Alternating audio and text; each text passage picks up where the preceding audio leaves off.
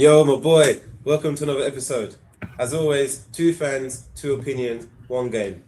Welcome to Different Ends. I'm Rob, and this is Ash. Not Ash. Yep, and for every week we'll be breaking down the biggest stories in football, sharing our views, and probably disagreeing more often than not.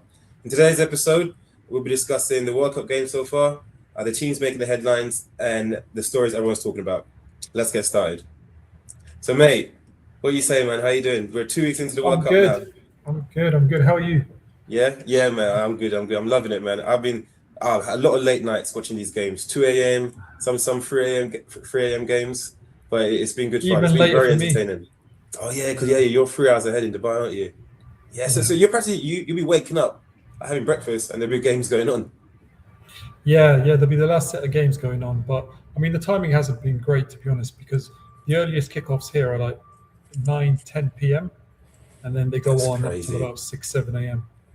AM, yeah, that's mad. That's mad. But yeah, we got to start with something funny. So Ronaldinho, the legend that he is, have you heard that he's come out of retirement at age 46 and he signed from a Serie C side, Ravenna FC. Have you heard about that? Yeah. What's your thoughts on this? I watched his Netflix documentary recently. Have you seen it? Yeah, that was good. The three-part documentary. Yeah. Yeah. I watched it a few days ago. It's done really well. So it obviously gives you insight about Ronaldinho, and he's obviously a great player, one of the greatest players ever. But he's very he kind of transcended sport to the casual fan, right? Because he's quite recognizable worldwide over. He had that smile. He played with a joy, and I think it was quite infectious. And yeah, he's a legend, isn't he? He's just one of those very recognizable footballers. I'm not surprised, to be honest, that he's come back out of retirement. It just seems like something that, especially after you've seen that documentary, he just lives life day by day. Every day could be his last, right? And Yeah. not surprising. Do you think this is a midlife crisis or what? This got to be the history, right? No one's ever come out of retirement at 46. Like his last professional game was 2015 when he played for Fluminense. So now So is he going through a bit of a midlife crisis? Because in that documentary you mentioned, the last episode, he was on his barn, right? And his barn in Brazil. But is it a fact of like he's just bored now, doesn't know what to do with himself? He has no purpose, so he's come out of he's going for a bit of a crisis. Is it, or do you think he actually has something to offer? No, it could be that. It could be a little bit of that, right? And also I don't know if you remember his brother. His brother's an agent. His brother's his agent or his manager, and he's very business minded, right? Business savvy. Could be like a publicity thing, right? Where it's like a business, right? It could be to gain a bit of publicity. Maybe he's got something in the background, like a big launch that's going to happen, or whatever, brings his name into the news even more, right, into the forefront. What better time to do it than now during the World Cup, right? Exactly, yeah. So it could be good marketing. Yeah. And also, you need a team to want a club to want to actually sign you. So, and also in the documentary, he said he's not married, right? He doesn't have. He's got a son. Yeah. But he's not married, so he probably doesn't have commitments. So obviously, a lot of players when they retire, they do that. They spend more time with the family. They catch up on time that they've missed out on with the family. So maybe he's just thinking, why not, right? Don't have that kind of family commitment. What was your best memory of Ronaldinho growing up? A lot of memories, but I think one that stands out is probably his performance for Barca in his peak, right, when he got at the Clasico, when he got the standing that's ovation. mine as well. Yeah. When their own Madrid fans were clapping him, there was that 3-0 win, right? Yeah. He scored those 2 goals. He destroyed Ramos twice. Yeah. He was. That's when he was at the peak of his powers. And I mean, I don't think I've ever seen that happen since or before. Real Madrid fans clapping a Barca player doing a classic. Yeah, I think he could be the only one. Yeah, I think he could be the only one. I think that knowledge Messi, but the rivalry got too heated, especially when remember that time when Messi scored, he took off his shirt and he held it up. Yeah, in front of the Real Madrid fans. So I don't think the same love was there, but they actually admired Ronaldinho for what he was doing and they clapped him. Yeah, that was good to see. Interesting. So do you think he'll do well then? it's hard to hate him, isn't it? Because he's just like It's hard to hate him, yeah. he's a lovable character. Do Yeah. I think he'll do well? Honestly, probably not. Probably not. I don't think at 46 years old, all right. Yeah. It probably hasn't got that much to offer. I mean, obviously, in the dressing room, experience might be invaluable, like words of wisdom and everything. But actually, on the pitch, I don't. Nah. Yeah. It's It'll difficult. be interesting to see. Do you know what's going to happen though? These games are now going to be on TV. So even that Club Ravina that probably no one's even heard about is going to become like quite talked about in next season. So I'll definitely try and catch a few games for sure. It's going to be on TV. Yeah, I'm sure you haven't heard of them before, Ronaldo. Never heard of them. Right? I had to Google Maps. I had to Google Maps where they were even in Italy. So I don't even know how you can even fly there. But yeah, definitely going to be paying attention. But mate, on to something that it's about football, obviously, but it's quite disturbing. Did you hear what that French journalist, France Piron, said about Doku, about his birth of his child? Yeah. What were the exactly? You got a quote there, just in case. So I was looking because I didn't hear about her before, right? But that magazine L'Equipe is obviously a very popular like column, and they always write about PSG, so it's well known, right? And these were her words, right? So she said there are hundreds of footballers who would love to be in this position. It's truly a special moment, a childhood dream come true.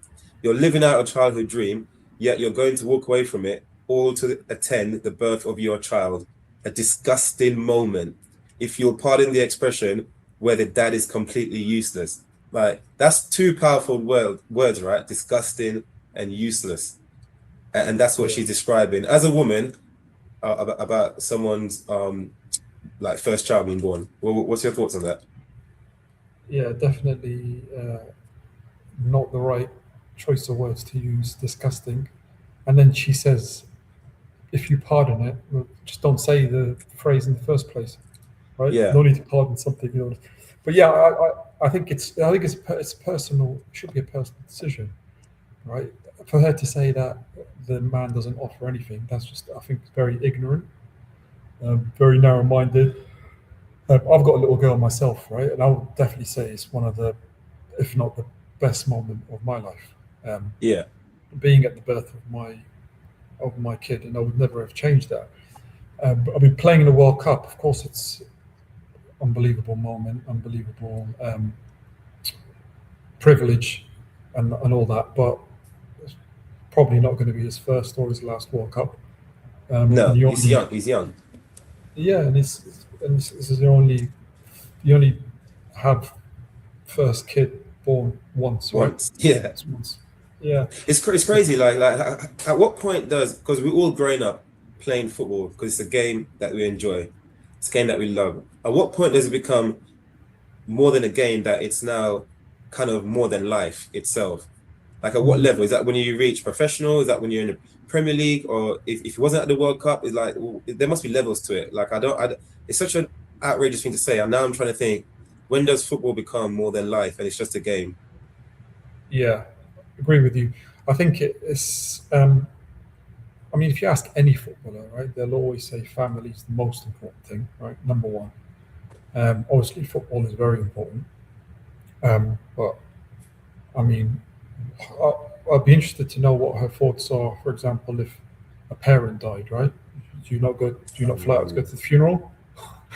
There's some things that you have to put everything in, you've got to put it in perspective. Why did no one ask her that? That's a very good question. I didn't even think of that. Yeah, what's her opinion on that? Yeah. And it was crazy though, because he said about other footballers that put family first. So I was listening to Roy Keane. So I think it could be a generational thing or just certain footballer thing. I'm not sure, because Roy Keane said back in his day when he was playing, he wouldn't have gone. He would have actually stayed in the World Cup. So he would have missed the birth of his first child. So has football kind of changed, like your old school days, your Roy Keanes in the 90s, like that mentality?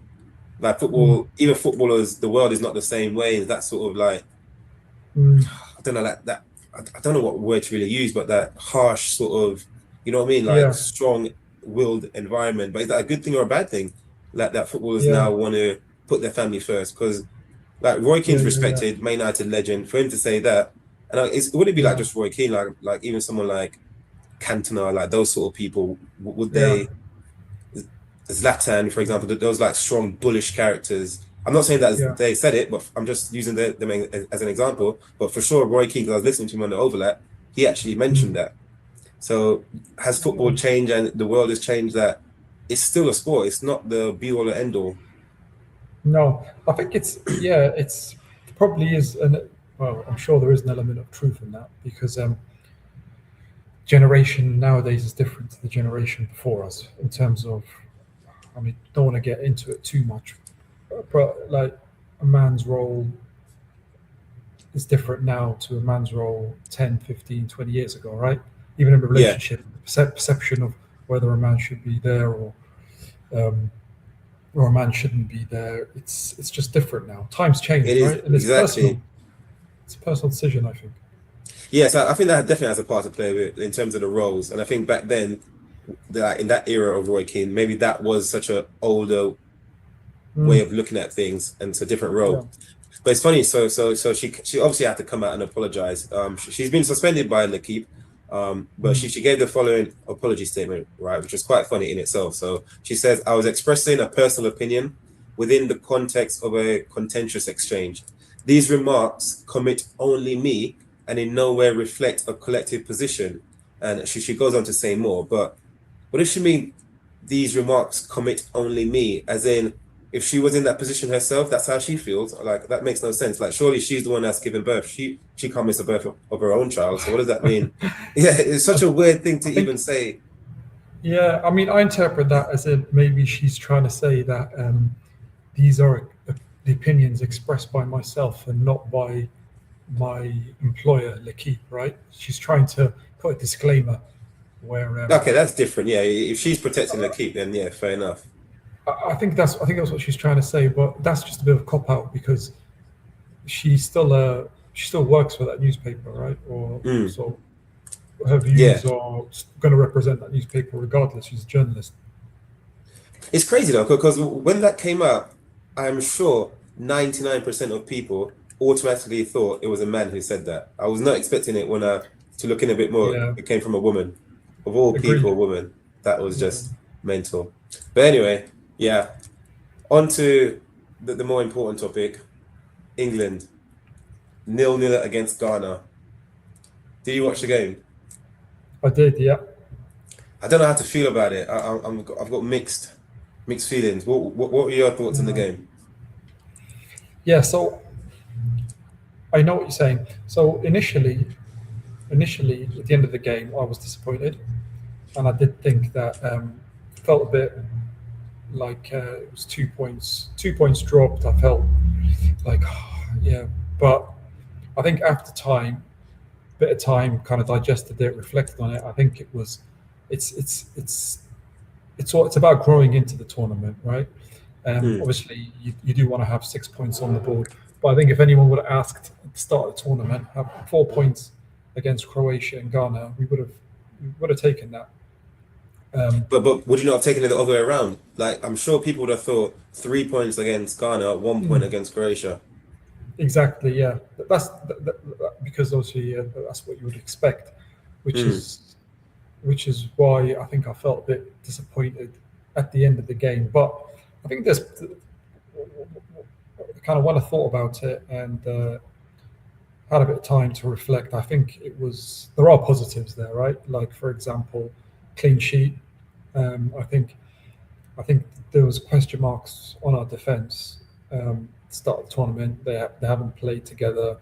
We were talking about it in one of the earlier episodes. It's a bit of a red flag not even knowing your defensive Hmm. partnership. So the partnership are. So there's question marks there. So I think keeping a clean sheet is good and it's something to build on.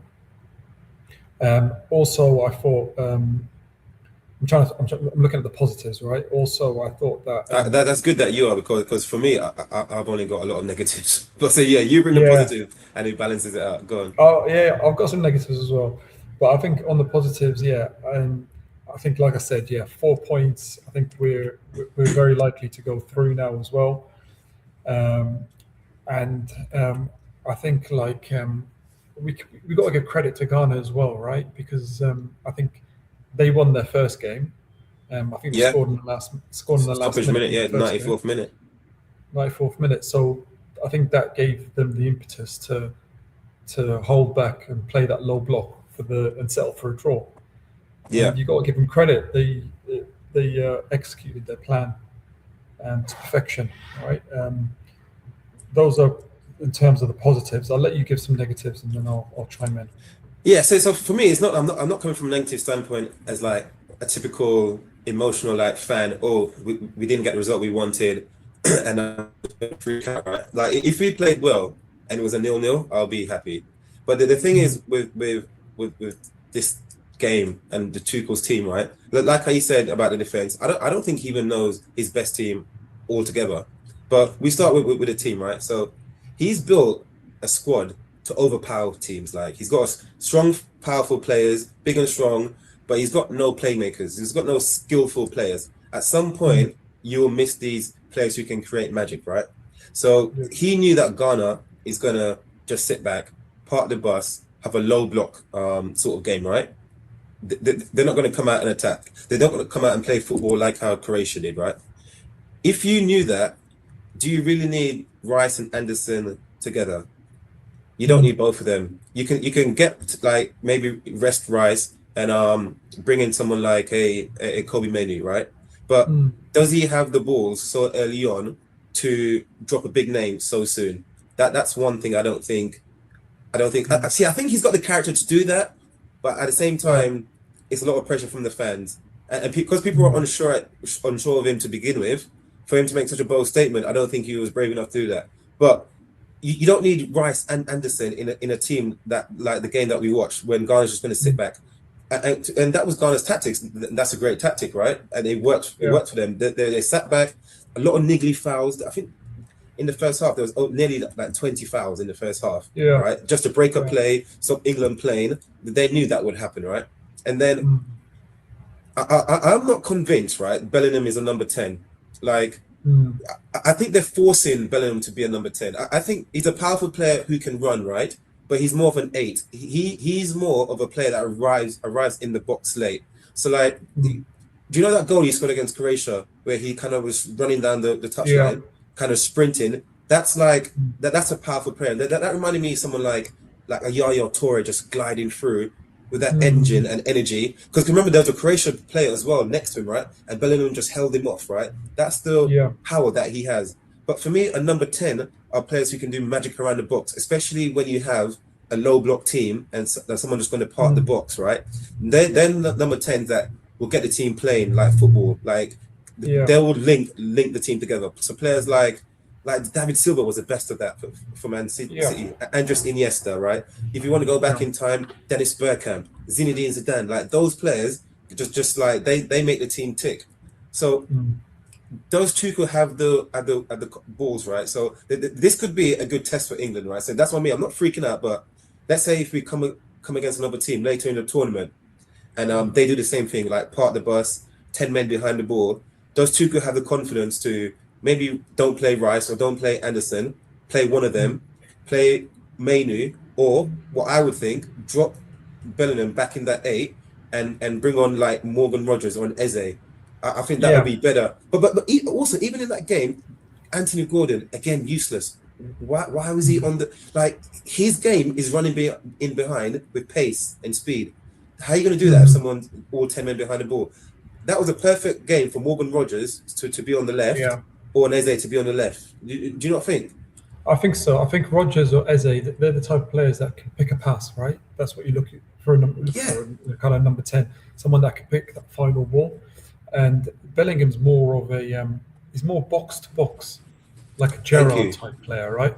Lampard, he's one of those. He's one of those type of players. It's a shame that we didn't have Foden or Palmer. Shame they weren't on form, right? So because I'm pretty sure if they were both on form, he would have picked at least one of them. Well, Gibbs White was on form, and Gibbs White, this would have been a perfect game for Gibbs White, and he didn't pick Gibbs White. Didn't pick White. Yeah, and I think Tuchel. I mean, he definitely does. I think he does have the character and the balls to make those type of decisions. It's just surprising that he didn't play or make that kind of decision. But I'm pretty sure he won't make that Made the same kind of mistake. decision again. Yeah, I'm pretty sure he would have learned a lot from that. And I think your point on Anthony Gordon, I think he didn't take his chance, did he? No, He's but he's, it's he's not given that that chance. He didn't take it. but it's I feel like obviously people are picking on that position, and it's between Anthony Gordon and Rashford. And again, I'm not being emotional. I'm not getting it on to Gordon because that wasn't the game for him. So you can't blame him because where is he going to run? And Yeah, it kind of proved my point because Tuchel then he brought on Ollie Watkins to run behind into space. What space? Why would he bring on Ollie Watkins? That so do you also didn't think make do you think Rashford? Would you say Rashford is a type of player that can do that? no no 'Cause he also no. likes to run to space. Yeah, so I wouldn't have brought any of them. So, and that's another thing I wanted to talk about. So, how many players has Tuchel brought in this tournament? Like what? 20? It's a 22-man squad or something like that, isn't it? Yeah, Is it maybe a bit more 24? than that. Yeah. 24? So something like that. It's about 24 or 22, whatever it is, right? It's in the 20s, but only 11 can play, right? But he's got his favorite like 4 or 5, 6 subs. So that means only a maximum of really only 15 or 16 players will play in this tournament, right? So he's always going to bring on like a Rashford, a Eze, a Morgan Rogers, Ollie Watkins, and then like a Jed Spence or someone like that. So he's got his like core subs that he's going to bring on. But in a game like Ghana, and like you said, I don't think he'll make this mistake again because he's not that type of guy, right? And I'm banking on that, right? But England will come up against a team that will play a low block and defend a lesser nation, right? Why was Ivan Toney not on the pitch? He would have been perfect for that game. Yeah. Like a target man, someone that he could, because Kane doesn't stay in that number 9 position. He's roaming everywhere. Yeah. So Ivan Toney would stay up there. He's a good focal point. Pass the ball to him. He will hold it off. He's strong. He will get those little fouls around the box, or he will lay it off. Ollie Watkins again likes to run behind space. Rashford likes to run behind space. Saka likes to run like they're not those type of players for low block games. And if you haven't bought your Palmer, your Foden, your Gibbs White, then you got Eze. He brought on Eze. I think Eze should have come on a lot sooner. Rogers should have gone out to the left because he's technically like that good of a player with the ball close to his feet. He can dribble. Drop Bellingham back. That's what I would have personally done in that. Ivan Toney's got he holds the ball up well, like you said, right, and he brings others into play. And all night, I think Ghana defenders they won everything, right? The crosses, they won every single cross, and I think that's where that's why you would bring Ivan Toney to a tournament. It's for a match like that. So I was surprised he didn't come on. And that's what I'm thinking. He must have just his. So obviously, I don't think he fully knows his best 11. So in a game against Panama, I think he'll still make changes to that back four. I'm not sure where. There was a clip, I don't know if you saw it online, him shouting literally at Jed Spence, literally like fuming at him. So I'm not sure if he'll start Spence. But even that back four, I don't know if he knows his full team. And again, the front three, like there's still doubts on that left-hand side. But against Panama, and Panama is not like it's not going to be a walkover because Croatia only beat them 1-0, and it took Ghana that stoppage time to beat Panama. So I'm not sure if he like I don't know what to get from Panama. Like they won't just sit back like Ghana did, but they'll also come against England. So maybe that would actually help England because there'll be more space. But he's brought this massive squad. Use the squad. Why is he afraid? And he's always making subs like in the 70th minute. Like, what's wrong with doing it at 45 minutes? Is that too much of a big of a statement? That's what I mean. It's like, would the fans get on him? Like, I feel like that's playing it too safe. 70 minutes. Rashford comes on in 80 minutes. What are you going to do really in 82 minutes? Yeah, and it could have been worse. Could have easily had a penalty. Konza tackle. Mate, Ghana should have won the game. They should have got the penalty. That was 100% a foul. The guy was clearly onside. I don't know how that wasn't a foul. So yeah, that was a foul. Yeah, but yeah, so that's what I'm saying. I'm not like freaking out or anything, but I'd only freaking out is if this repeats and he does the same thing again, which I don't think he will, because I don't think he's that type of guy. But it was definitely interesting to see that England only has one style of, like one way of playing. Like they can't break down teams that are low block. Yeah. I'm really looking forward to the next game. I want to see how they react. I want to see how Tuchel reacts as well. Yeah, Um, and it'll be interesting to see how Panama play because I think they're out now, right? They've no points, so yeah, no points. they've got nothing to lose. So it'll be interesting to see how they line up as well. I think they'll play. They've got nothing to lose, so they'll probably play a bit more expensive. Yeah, So yeah, okay. But mate, obviously we can't end without talking about the GOAT. Cristiano Ronaldo has finally arrived at this World Cup. yeah. Did you see his goals? Did you see the game? I saw them. Yeah, I saw the goals. I didn't watch the whole game, but Yeah, the guy is a. I mean, we gave Messi his flowers, right, in the last yeah, episode. yeah. I think the guy is a goat. He's scored in 6 World Cups now. First player in history to ever do that. Six First player in consecutive history. World Cups. Well, first Yeah, player in history to even play in 6 World Cups. it's unbelievable. He's 41, isn't he, Ronaldo? So he 41. must have been Yeah, every World Cup's every 4 years. So that's 24 years ago. He must have been 17 in his first World Cup. He scored. yeah, yeah, yeah. It's and it's just people doubt him, and then he just makes people still doubt him, and he just proves people wrong over and That's over mad. again. Just that statement. People still doubt him. He's got Yeah, like 970 plus goals. He's gonna get 1,000 goals. Like that is crazy, isn't it? Like what more? He's a 5-time Ballon d'Or winner. He's won 5 Champions League. Like what more does he need to do for people to stop doubting him? yeah, It's just hating. It's not even it's doubt. I think at this point it's just hate. yeah. I think it's just hate or tribalism. Some people love Messi, right? Yeah, But I think a lot of it is jealousy as well because he's a bit obviously Ronaldo. I love his attitude, but some people rubs some people up the he wrong rubs way. people the wrong way. Yeah, yeah, Yeah, yeah. but It's true. Yeah, it's like you either the Messi attitude, which is nice, quiet persona, or mm, Ronaldo, kind of like loud in your face. Yeah, it just mm, depends what personality you like. But that's personality. You don't take away the talent. So no, he could be an arrogant idiot, dickhead, whatever, but he's like talented. So how can people still doubt him? That's just beyond me. yeah, yeah. Yeah, and He the can't. goals he scored as well. It wasn't like I'm happy it Yeah, wasn't a penalty. I'm happy it wasn't a penalty or a set piece. It was open play. mm, Both difficult and technically hard goals. His first goal was ridiculous, and his second goal at that angle, the movement, sprinting at 41. Come on now, like I'm happy yeah. he scored those 2 goals. Yeah, the first one was a great movement in different ways, right? The first one was just smart, Mm. typical Ronaldo running towards that near post and then That's finish. experience. That's just pure experience. You can't Yeah, buy that. You just need to have experience. yeah. And the second goal with beautiful through pass was it Bruno From Fernandes? Bruno. Yeah, Yeah, and yeah, yeah. and it's just a great finish as well. No, that's so. Yeah, no, I'm happy. A lot of people are obviously saying is there's Uzbekistan. That's where they played. So they're trying to like diminish the goals, which is fair enough, right? It is a lesser team, but you still have to score, and that's what I'm saying. I'm Yeah, happy it was open play because when Messi missed that penalty, no one was saying, "Oh, Messi's finished. He's washed up." He got mhm, no negative like backlash, but he obviously goes and scores 2 goals. And who have they played?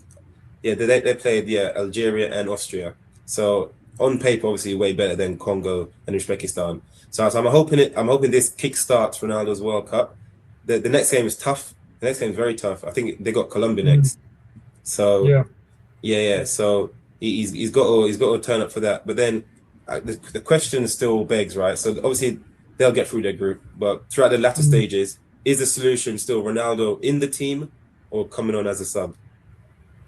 I think if he's fit and he wants to play, I think Martinez will play him. Just heard interviews with Martinez prior to the World Cup, and he just sings Ronaldo's praises, right? And justifies his selection by saying his qualifying record was outstanding, wasn't it? His goals in the qualifying Yeah, stage. So incredible, outrageous. Ronaldo, yeah, and I just don't. I think his mind's made up. I think he will start him if he wants to play.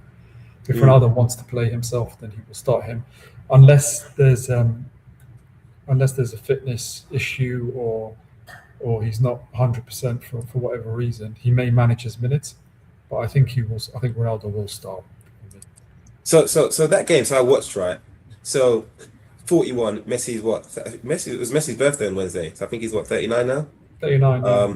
39. So whereas Messi walks in that game, Ronaldo was actually running a lot. He was running around. He wasn't just like being a pedestrian, and he played the full 90 minutes.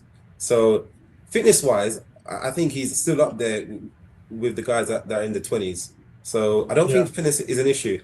I'm trying to think if they play same thing with England, like a low block team, or would Ronaldo be suited for a team that's playing? There's open spaces that he can run behind, and I think he'll be suited for both. If a team's just going to be parking the bus, he's physical enough to fight defenders off, and he's an aerial threat. So I still think you got to play him in those sort of games, and if anything, in those sort of games where there's low block, Portugal won't need to press, right? Because they're going to have the ball as much, so they don't have to like compensate for Ronaldo because they're going to have a lot of the possession. And if the teams are actually going after them and there's going to be space, that'll be good for Ronaldo as well. So I feel like you can't leave him out. I don't see how he's the same as Messi. You're not going to leave him out, regardless of if a team's playing attacking football or defending. He's got to play, right? Yeah, and he's a goal scorer, right? Give him a chance. If you give him a chance, whether it's the 91st minute or whatever, you'll back him to score. I think he's as good finisher, as clinical as finisher as anyone in the world, even at this stage. Yeah, he is. He that's one part of the game that he's not lost. Is like his ruthlessness in front of goal. He's still got that. So now I'm happy that he scored. He's off the mark. I hope now this kickstarts his World Cup because it'd be good as well, right? So obviously Messi is leading it with 5 goals. You got Mbappe, Haaland, add Ronaldo to that mix for that golden boot. That's a good little shootout. That's a good and the game on Friday is France-Norway. Haaland, Mbappe, good little shootout. Vinicius has got 2 goals as well. Yeah, good game. That's going to be a good game. Exactly. So I think the competition needs to have Ronaldo in that mix as well, just for like to promote football. The 2 goats, the 2 young guys, Haaland and Mbappe, like the future. It needs to happen. It's a story, isn't it? It's a story. It's a story. And Neymar came back last night as well. Did you see that? Neymar back, yeah. Neymar came back. Vinicius scored a couple. It's 4 now. Vinicius is also on 4 goals. 4. Yeah, so it will leave a good like mark on the tournament. All the strikers are firing. Yeah, so it's good. Yeah. But bro, thanks again, mate. It's always good talking to you. Another episode. Thanks for tuning in, guys, to different ends. Whether you agree with us or feel we're completely wrong, we appreciate you joining the conversation. If you enjoy the show, please like, share, and subscribe. It really helps us grow. And remember, in football, there's always different views, different opinions, and different ends. We'll catch you on the next episode. Peace. Peace.